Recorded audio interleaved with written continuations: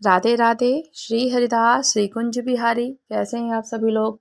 I hope Kanha ji की कृपा से आप सभी लोग अच्छे होंगे और स्वस्थ होंगे। वैशाख का स्नान के नियम, पूजा विधि, शुभ मुहूर्त, वैशाख का ही नाम वैशाख क्यों पड़ा और वैशाख का स्नान करने से क्या पुण्य फल की प्राप्ति होती है, महत्व क्या है, वैशाख का स्नान कब से प्रारंभ हो रहा है। वैशाख माह का शुभ आरंभ चैत्र की पूर्णिमा अगले दिन यानी कि वैशाख कृष्ण प्रतिपदा की तिथि से ही होता है। वैशाख में स्नान करना और दान करने से अक्षय पुण्य फल की प्राप्ति होती है, जो कभी खत्म नहीं होता, उसे अक्षय कहा जाता है। और वैशाख का महीना सबसे पुण्य फल और पुण्यदायक होता है, सबसे उत्तम होता है। वैशाख कब से शुरू है जानेंगे, इसका नामकरण कैसे हुआ और सबसे श्रेष्ठ माह ही है ये। वैशाख के नियम भी बहुत होते हैं जो कि करने से हमें पूर्ण फल की प्राप्ति होती है। वैशाख माह का प्रारंभ चैत्र की पूर्णिमा के अगले दिन से हो जाता है। हिंदी कैलेंडर के अनुसार 12 महीने में वैशाख को सबसे महत्वपूर्ण माना जाता है और वैशाख के महीने में स्नान करने से, दान करने से, पूजा पाठ, पितरों को तर्पण करने का विशेष महत्व है। इस माह में ग्रहों के राजा सूर्य अपनी उच्च राशि मेष में होते हैं और मेष संक्रांति और सारे कैलेंडर का जो कि नया साल भी प्रारंभ हो जाता है। कहते हैं कि इस महीने में सूर्यदेव उच्च राशि पर होते हैं। वैदिक पंचांग के अनुसार वैशाख जो प्रारंभ होगा, वैशाख स्नान का प्रारंभ वैशाख माह के कृष्ण पक्ष की प्रतिपदा तिथि वैशाख का पहला दिन होता है और वैशाख कृष्ण जी की जो पक्ष होता है प्रतिपदा तिथि यानी कि 2 अप्रैल को सुबह 7:41 से प्रारंभ हो जाएगी। 3 अप्रैल को सुबह 8:42 तक रहेगा। ऐसे में हम कोई भी जो शुभ कार्य करते हैं, व्रत करते हैं, पूजन करते हैं, तो उदय तिथि के अनुसार ही करते हैं। तो हम उदय तिथि के अनुसार जो भी कार्य करते हैं वो शुभ और पुण्य फल देने वाला होता है। तो 3 अप्रैल दिन होगा शुक्रवार को, जो कि प्रारंभ हो जाएगा वैशाख का स्नान। 3 अप्रैल से प्रारंभ होकर 1 मई तक रहेगा वैशाख का महीना। वैशाख का प्रारंभ जो होगा 3 अप्रैल को प्रारंभ हो जाएगा और साथ ही साथ में 1 मई को रहेगा। वैशाख का जो पहले दिन का शुभ मुहूर्त है सुबह 6:09 से लेकर सुबह 10:11 तक रहेगा। उस समय जो भी समय है पूजन अर्चन करना, स्नान करना, दान करना बहुत ही शुभ फल देगा। इस दिन सामान्य मुहूर्त जो होगा 6:09 से लेकर 7:43 तक रहेगा। उसके बाद लाभ उन्नति का जो मुहूर्त होगा 7:43 से लेकर 9:17 तक का होगा।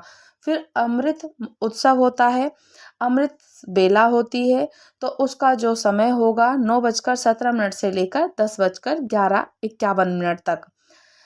और साथ साथ दिन का ब्रह्म मुहूर्त जो होगा 4:37 से लेकर 5:23 तक रहेगा। अभिजीत जो मुहूर्त होगा दोपहर ठीक 12 बजे से लेकर 12:50 तक का शुभ समय और मुहूर्त रहेगा। इस समय आप पूजन विधि कर सकते हैं विधान के साथ में, जो कि इसका वैशाख पूर्णिमा का समापन होगा। जो कहते हैं वैशाख स्नान का समापन होता है तो पूर्णिमा के दिन होता है। पूर्णिमा के दिन इस साल वैशाख की जो पूर्णिमा पड़ेगी 1 मई को 2026 को रहेगी। 3 अप्रैल 2026 से दिन होगा शुक्रवार। 1 मई 2026 तक दिन उस दिन भी शुक्रवार ही होगा। तो 1 महीने पूरा वैशाख का स्नान चलेगा। वैशाख की पूर्णिमा तिथि 30 अप्रैल को रात को 9:12 से प्रारंभ हो जाएगी और 1 मई को सुबह 10:52 तक रहेगी। अब जानेंगे वैशाख स्नान का महत्व क्या होता है। देवर्षि नारद जी ने राजा अम्बरीश को वैशाख माह का महत्व तो बताया है, स्कंद पुराण में इसका वर्णन भी मिलता है। उन्होंने कहा कि जिस प्रकार के सभी विद्याओं का वेद मंत्र और पेड़ों में कल्पतरु, गायों का कामधेनु और पक्षियों में गरुड़, धातुओं में सोना उत्तम माना जाता है। तो वैसे ही 12 महीनों में जो वैशाख का महीना है सबसे श्रेष्ठ और उत्तम माना जाता है। इस माह में स्नान करना, दान करने से जो फल मिलता है वो अक्षय हो जाता है और उसका पुण्य फल अक्षय होता है और वो कभी नष्ट नहीं होता। वह मनुष्य के साथ हमेशा रहता ही रहता है।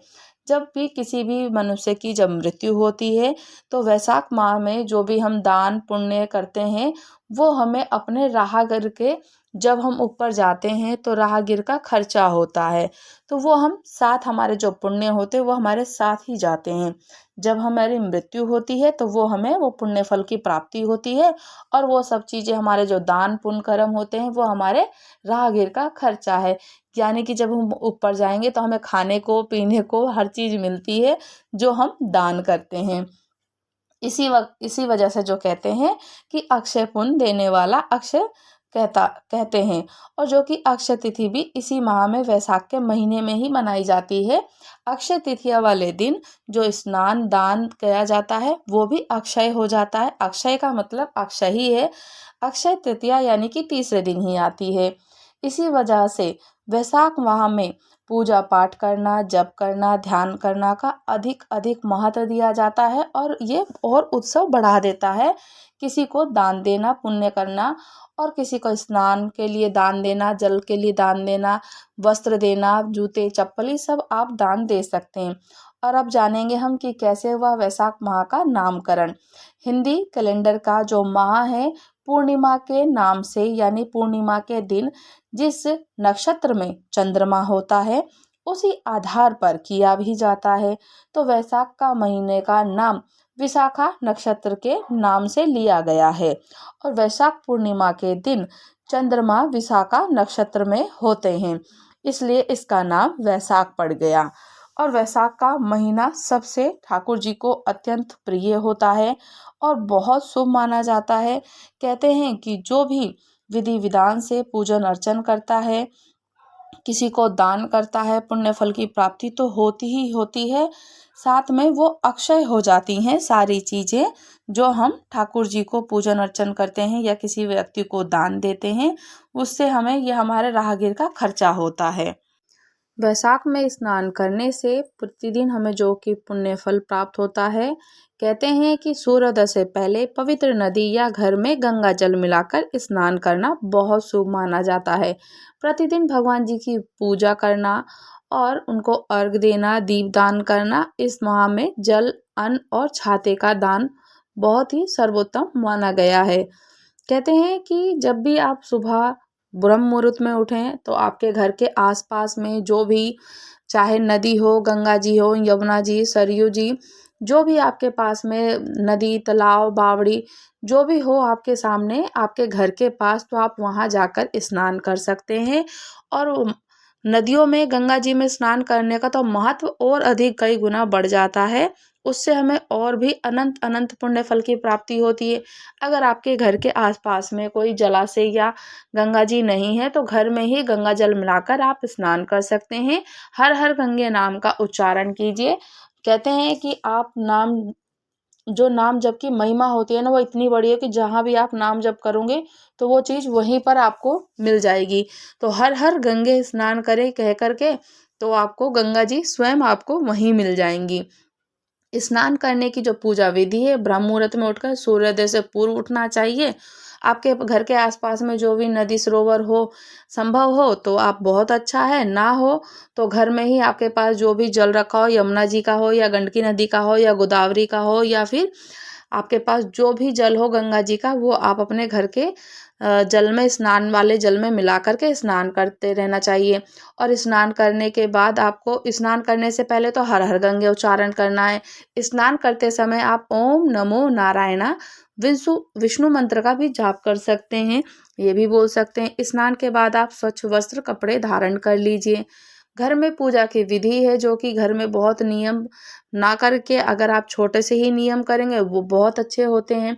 किसी को घर में काम की जल्दी होती है, किसी को जॉब जाना होता है, तो मंदिर की सफाई एक दिन पहले ही हमें कर लेनी चाहिए। भगवान विष्णु जी की और लक्ष्मी जी की प्रतिमा, आपके पास जो भी श्री हरि जी का विग्रह हो, ठाकुर जी हों, लाडले हों, लड्डू गोपाल हों, श्री राधा रानी हो, उनको भी आप स्नान कराइए। शंख जो कहते हैं दक्षिणावर्ती शंख होता है, उससे स्नान करना और भी शुभ होता है।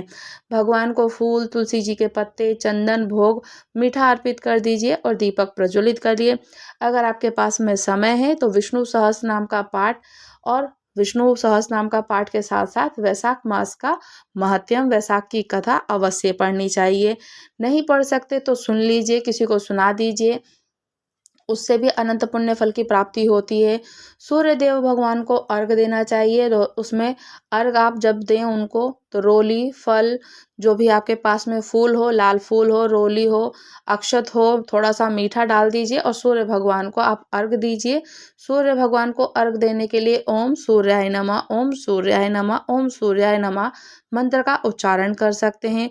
वैशाख में जल, पंखे, छाते, फलों का दान करना, जो मीठी शरबत होते हैं, ठंडा पानी होता है, इन सब चीज़ों को आप उनको, जो भी ज़रूरतमंद होते हैं उनको दान करना चाहिए। जैसे कि चप्पल, जूते, छाता, किसी को भी दान करने से हमें ये सब, मैं बार बार ये कह रही हूँ कि हमें राहगीर का खर्चा ही है।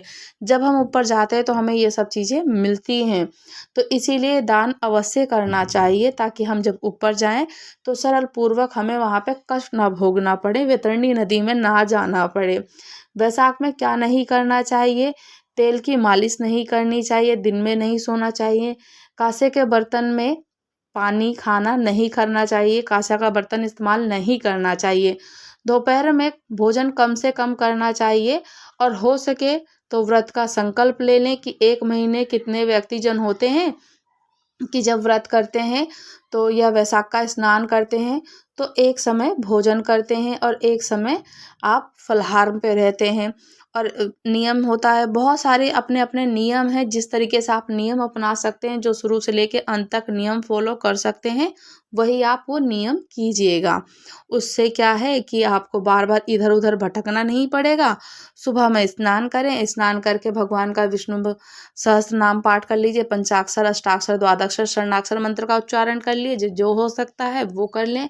उसके बाद में आप उनको पूजन अर्चन करें, धूप दीप नैवेद्य उनको अर्पित करें।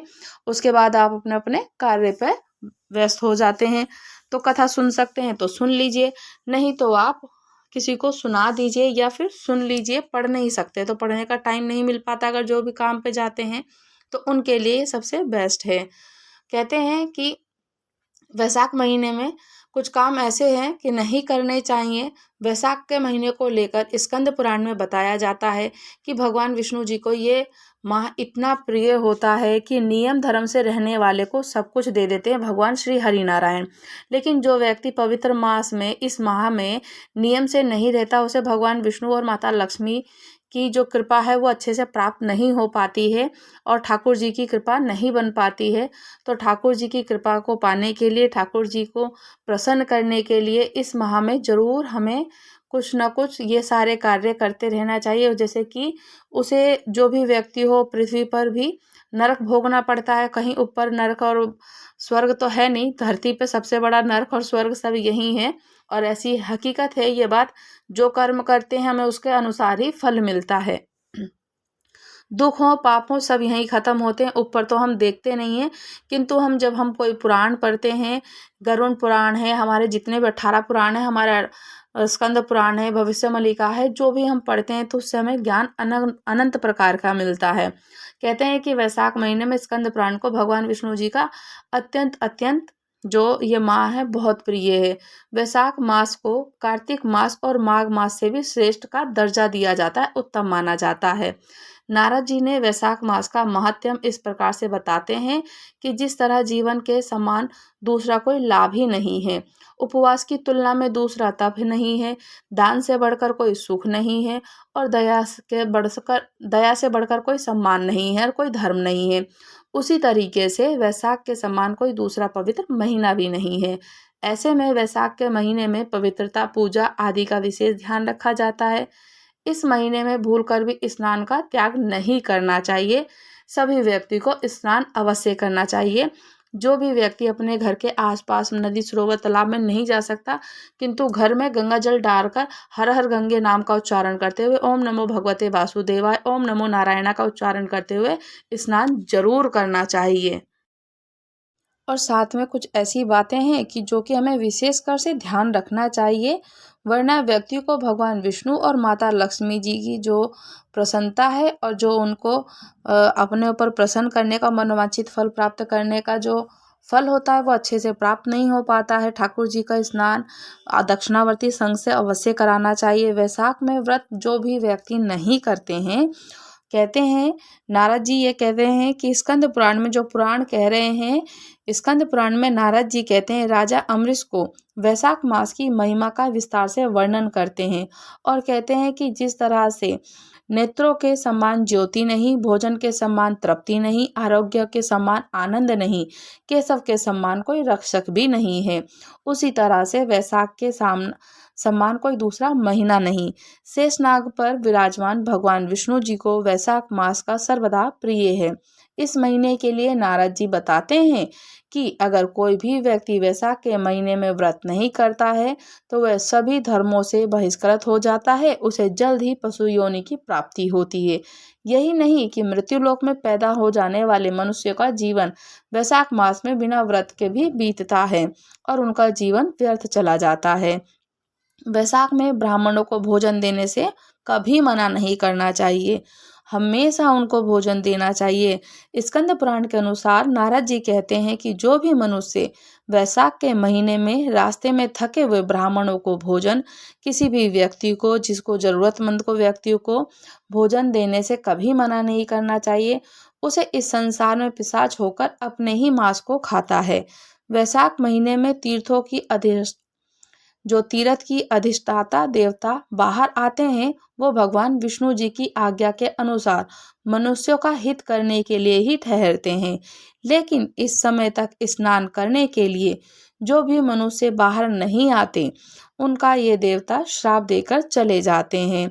और दान करने के लिए कभी मना नहीं करना चाहिए। वैशाख महीने में सदैव जितना आपसे हो सके, जो आपकी सामर्थ्यता हो, ऐसा नहीं कि बहुत सब कुछ, जितनी आपकी क्षमता हो, जितना आपकी सामर्थ्यता हो, कोई ज़रूरी नहीं है कि हम दान करने के लिए हमेशा भंडारा ही करवाएं।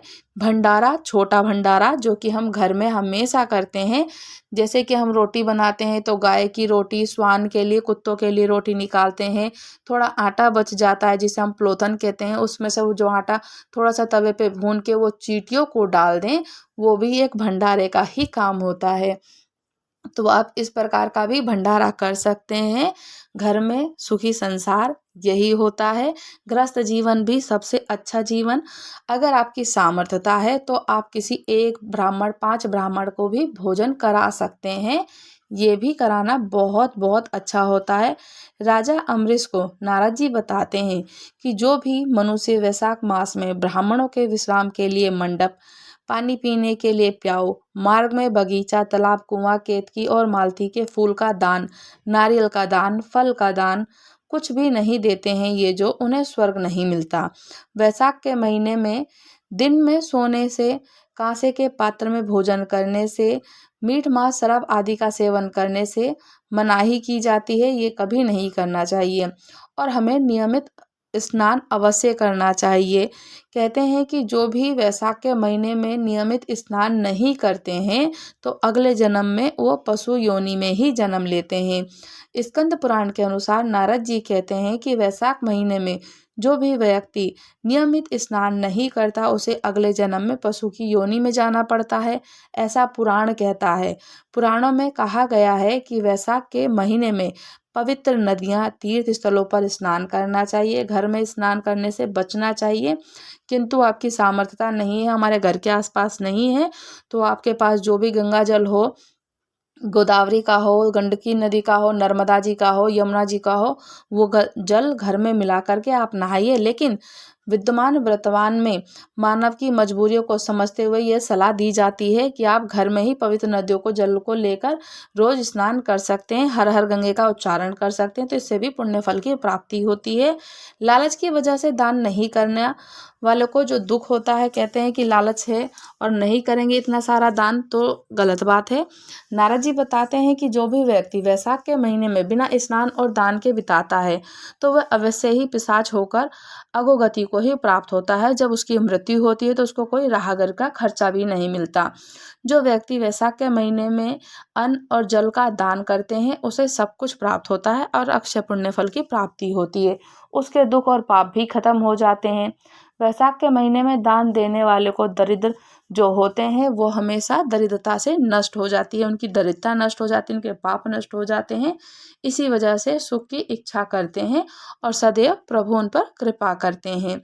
कहते हैं कि जो भी व्यक्ति वैशाख मास में स्नान नियम से कर ले, पूजा विधि से कर ले, तो प्रभु इतने प्रसन्न हो जाते हैं कि उनको फिर कुछ करने की आवश्यकता ही नहीं है। जो भी जरूरतमंद व्यक्ति हों, जो भी आपको लगे कि हाँ इनको देना चाहिए, इनको आवश्यकता है, चाहे ब्राह्मण हो, कोई भी व्यक्ति हो जो गरीब व्यक्ति हैं, भिखारी हैं, तो उनको ये सब चीज़ें कुछ ना कुछ, जैसे कि ठंडा जल आप दे सकते हैं, शरबत दे सकते हैं। बहुत बड़ी सामर्थ्यता जितनी नहीं हो पाती हर किसी के पास, थोड़ी बहुत सामर्थ्यता हर किसी के पास होती है, तो आप 1 गिलास लोटा या 1 लोटा जल दे सकते हैं, 1 गिलास जल दे सकते हैं, शरबत दे सकते हैं, मीठा पानी दे सकते हैं, ठंडा पानी है, किसी को घड़ा, छाता, और ये आप साथ ही साथ में खड़ाऊ, चप्पल, जूते, ये कुछ ना कुछ चीज़ें ऐसी हमें दान करने से जो अक्षय पुण्य फल की प्राप्ति होती है, राहगीर का खर्चा मिलता है, तो ठाकुर जी हम पर प्रसन्न होते हैं और ठाकुर जी की कृपा बनी रहती है।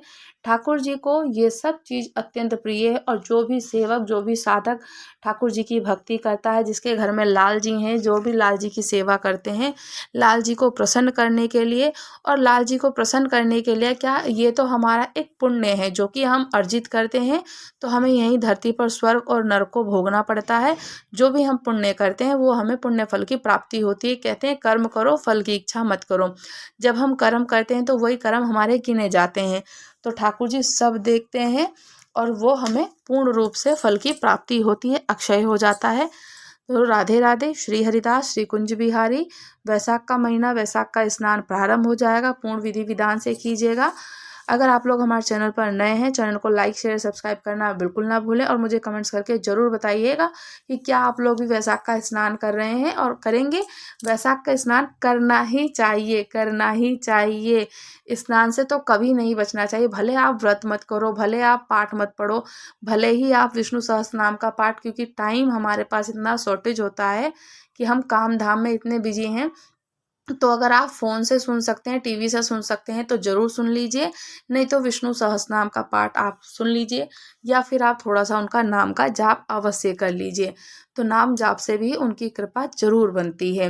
राधा राधा राधा राधा राधा राधा रटते ही रहना है, या आप जो भी नाम लेते हैं, राधा जी, कृष्ण जी, ठाकुर जी, या फिर राम जी, जो भी आप नाम लेते हो, श्री हरि नारायण जी का, महादेव पिताजी का, जो आपसे उच्चारण हो आप वो उच्चारण अवश्य करें।